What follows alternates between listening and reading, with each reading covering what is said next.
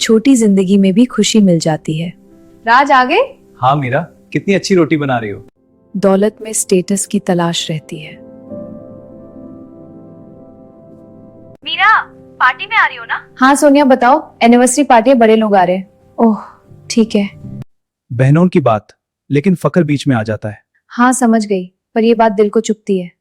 वहाँ बड़े लोग होंगे, कुछ ठीक ठाक पहन कर आना, अपने सस्ते कपड़े मत पहनना। बातें दिल को छेद देती हैं। जो है उसी में सबसे बेहतर दिखना चाहती है। मीरा शायद शर्मिंदा कर देगी। हंसी के पीछे छुपा है तकब्बुर। ये फतीचार कपड़े मेरी इज्जत मिट्टी में मिला दी। जिल्लत दिल को तोड़ देती है। चुप रहकर निकलना भी हिम्मत है। अब गरीबी में नहीं जीऊंगी। दर्द नई तकात बन जाता है। छोटी सी चीज बड़े सपने जगाती है। हाथ काम शुरू कर देते हैं। रातों की मेहनत सुबह बनाती है। एक तारीफ नए रास्ते खोल देती है। अकेले से टीम बन जाती है। डिजाइन देखो, ये नए टाइम, इनसे क्रिएटिविटी बढ़ती है। हर सफर एम्पायर बनाता है। क्रेडिट मेरी छोटी बहन सोनिया को जाता है।